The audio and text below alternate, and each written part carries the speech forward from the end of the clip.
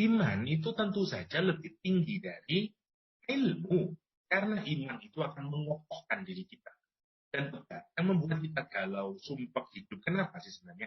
Karena kita tidak berpegang kepada sesuatu yang absolut. Karena semuanya menjadi relatif, akhirnya mudah terombang-ambing kita. Sebenarnya kan itu. Nah, karena itu iman itu akan mengokohkan kita. Ciri pertama orang ini adalah iman. Tetapi itu kan teori. Dalam kenyataan iman tetap naik turun. Apalagi lah sekarang Al-Quran menggambarkan naik turunnya iman. Karakter Ashabul Kahfi ini orangnya teguh imannya. Karena imannya benar, salim imannya, teguh. Dan Allah menambah hidayah ke atasnya lagi, ditambah hidayah lagi. Agar apa? Agar dia nggak keluar dari rel yang benar. Tapi sekarang dia harus menjadi apa? Musuh satu negara. Kita bayangkan ujiannya. Kalau kita buka tafsir menarik, ayahnya datang, anak nurut aiwes. Daripada kamu nanti mati, pamannya datang, ibunya datang, adiknya datang, saya tanya. Dalam kondisi kayak begitu, orang mudah berpaling dari kebenaran. Masya Allah. Ya. Apalagi kalau sudah ibunya, istrinya, anaknya. Seorang ayah bisa berubah komitmennya. Karena melihat air mata, anaknya misalnya, ya udahlah, gak apa-apa lah, saya korupsi demi anak saya, misalnya. Nah, Al-Quran menggambarkan situasi itu. Situasi di mana orang kemudian bisa rapuh dalam keimanan. Ya, kita bisa geleng-geleng kepala sebelum masuk ke anggota DPR, dulu lurus, begitu masuk loh kok begini ya, dan seterusnya. Karena iman naik turun. Iman naik turun. Lah, Al-Quran menggambarkan di ayat yang 14 itu menarik. Anak-anak muda ini digiring kemudian, ibunya mendatangi nangis, misalnya nyembah itu, dan seterusnya. Lah, lihat, ini namanya wazidnahum huda, dari Allah tambah hidayah. Allah yang nanti warobatna ala qulubi. Robato itu mengikat, ya, kita tight, ya. Warobatna ala qulubihim. Lihat kalimatnya. Yang naik turun itu hati. Kulub namanya. Nah, dulu pernah kita bahasnya, tapi saya ulangi lagi hanya untuk melihat keindahannya. Kan yang paling bawah sendiri namanya soder, hati itu. Setelah itu namanya kolbun. Setelah kolbun namanya fuad. Ya, setelah fuad namanya lub, kan begitu. Ini lapisan-lapisan hati di dalam Al-Quran. Ya. Lapisan paling luar namanya sodr. Kalau kita hanya dapat informasi, masuknya dalam sodr. Kalau informasi itu terus kita masukkan ke dalam hati kita, namanya kolbun. Kirinya kalau sudah masuk kolbun, itu 50-50. Gimana ya, apa saya lakuin atau enggak? Lakuin atau enggak? Itu di kolbun. Kalau sudah masuk di fuad, itu udah firm. Saya harus melakukan. Apapun rintangannya, saya akan melakukan. Namanya di fuad. Ya, kalau sudah sampai di loop, ini sudah tidak bisa lagi. Orang pasti siap mati untuk itu. Nah, kita ini kalau ngaji Quran, ikut kajian, mendapatkan bacaan, atau apalagi nasihatin orang, semuanya melalui lapisan hati ini.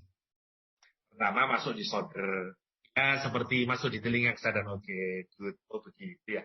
Ya, ada orang yang tidak digalemin, tidak ditadaburin, tidak pernah masuk ke kolbun.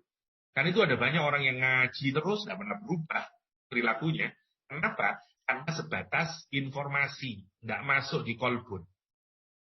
Nah, kalau masuk di kolbun, itu pasti mulai akan menggerakkan. Meskipun belum kuat, kan sudah mikir, iya, rek menit tak sholat jamaah lah, iya wis lah. Nah, itu maksudnya di kolbun. Tapi kalau sudah masuk di fuad, dia pasti akan melaksanakan. Lihat. Ketika orang lihat indahnya Al-Quran itu, ketika orang ini dikerubutin oleh orang tuanya, tetangganya, pamannya, wah goyah, hatinya goyah. Kan itu Quran menggunakan kata kolbun untuk naik turun, bukan fuad. Siapapun bisa berubah ini. Warobatna ala qulubihim. Ala qulubihim. Ya, makanya lawong siapa masih ingat kisahnya Ammar bin Yasir, sama. Sampai dia menyatakan mencaci maki Nabi Muhammad. Kenapa? Karena tidak tahan. Ya, ibunya ditusuk dari kemaluannya. Ya, sampai ke perutnya oleh Abu Jahal. Mengerang, kesakitan, mati ibunya. Sementara bapaknya menjerit-jerit ketika istrinya ditombak oleh Abu Jahal. Ya, ya. Mohon maaf ya, kemaluannya hingga tembus. Begitu menjerit, ditusuk juga oleh Abu Jahal. Lah, dalam situasi yang kayak begitu, apa yang dilakukan oleh Ammar bin Yasir? Kata dia, you bisa selamat asalkan kau mencaci maki Muhammad. Masya Allah. Akhirnya keluar dari lesannya Ammar bin Yasir kalimat caci maki kepada Nabi Muhammad SAW.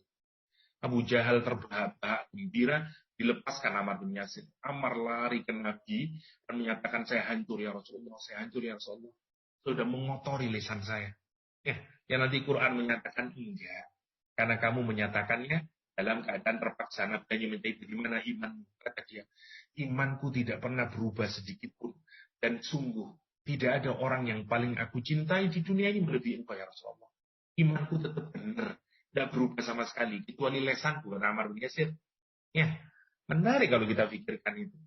Nah, bisa goyang. Itu untuk sahabat Nabi saja. Itu sampai udah ada situasi di mana dia harus naik turun itu.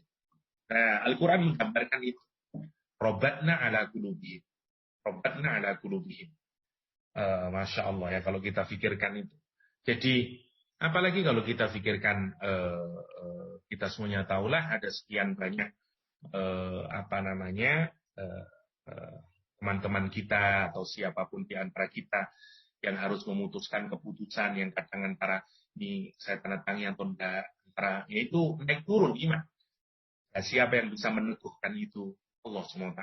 Kapan kalau kita komitmen terhadap iman? Nanti Allah yang robatna ala qulubihim. Robatna ala qulubihim. Allah yang akan mengikat hatinya. Sehingga kemudian dari yang masih kolbun, yang naik turun, nanti menjadi fuad. Jadi kokoh kemudian. Allah menyatakan, dan kami ikat kemudian. Ala qulubihim. Idqamu, wah, sekarang dia dihadapkan, pertama masih dalam keadaan ketakutan, gemetar mungkin. Karena akan dibunuh. Sekarang dihadapin, ini sebenarnya mau dipermalukan. Oleh siapa? Oleh raja pada saat itu. Hendak dipermalukan,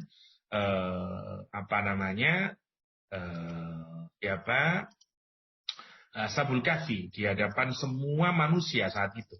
Sehingga dia dihadapkan, dan kata Allah, ketakutan ini mau dihinakan di hadapan semua orang, baru robatna dan kami teguhkan, kata Allah Subhanahu wa Ta'ala, di hatinya para Ashabul Kahfi ini.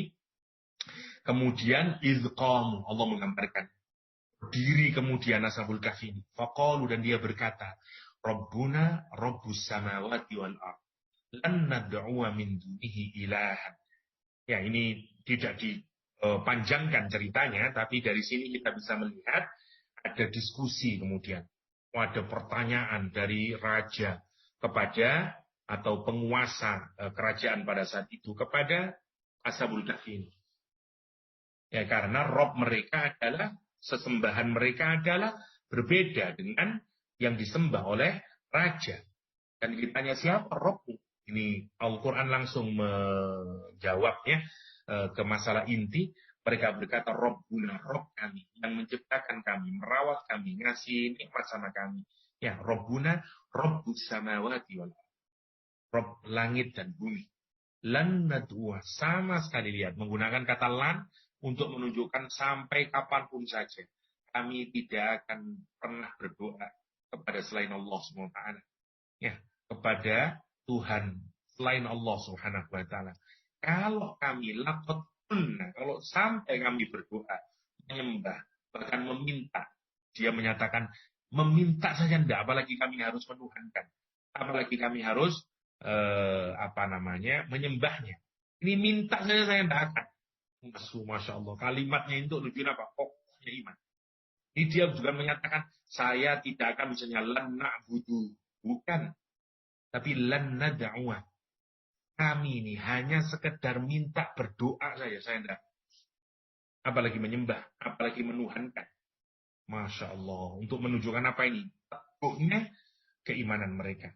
Dan kalau kami sampai meminta kepada Tuhan selain Allah SWT, idzan, maka hal yang demikian itu syatoto kata dia, amat sangat jauh dari kebenaran, amat sangat jauh dari kemudian huluan, itu super duper keterlaluan, sesuatu yang apa namanya ya, hulu ya, yang terlalu jauh, atau tabaudan, amat sangat jauh, amat sangat jauh ya, atau yang mengartikan robatna dengan sabatna, diteguhkan, dikokohkan.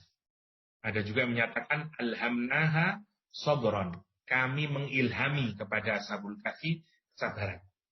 Waktu di tengah situasi lah, itu janjinya Allah. Jadi kalau kita rumuskan ya, tadi orang yang ikhtiar dan mutor berdoa dikabulkan oleh Allah SWT. Kapan? Apa model cirinya orang tersebut? Satu, dia beriman, komitmen dengan imannya, nanti Allah akan menambah hidayah.